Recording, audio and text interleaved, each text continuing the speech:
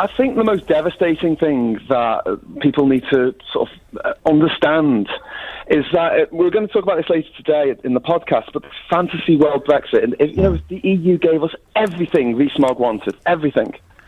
And we went to World Trade Organization, and everyone said, yes, you can have these new tariffs, you can have these new schedules, everything is perfect. Yes. The problem is, just the fact that we won't have freedom of movement in Europe, us Brits won't, we won't be able to live, retire, set up a business, build a house, etc. in these countries, means that our economy is going to take a hit. The government say it's going to be between 3 and 5%. That's with a perfect deal. So in order to make up for that, we need to increase our trade with the rest of the world. That sounds fab at first, because there's 160 countries in the world that aren't part of Europe and the EU, and surely we can trade with them. The scary thing is, I'm going to try and improve your geography here. Do you know how many members of the UN there are? No. There's 193.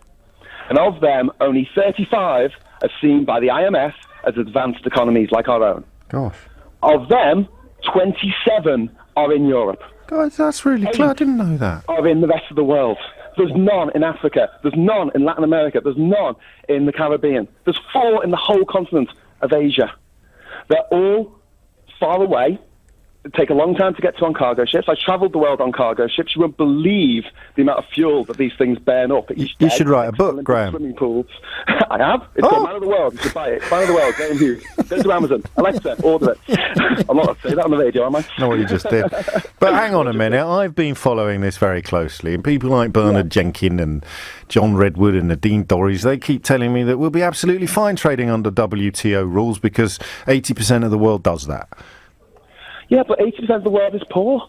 I mean, here's a devastating statistic that when I say this to leavers, the jaws hit the ground. There's 54 or maybe 55 countries in Africa if you include Western Sahara.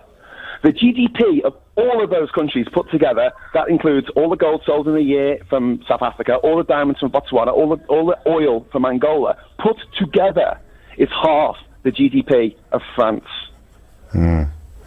And why are we going to sell them? We only make luxury goods. We make goods and services for affluent people. There's not a farmer in Chad who really needs financial services from someone in Canary Wharf. All right, Chuckles. Is there any good news?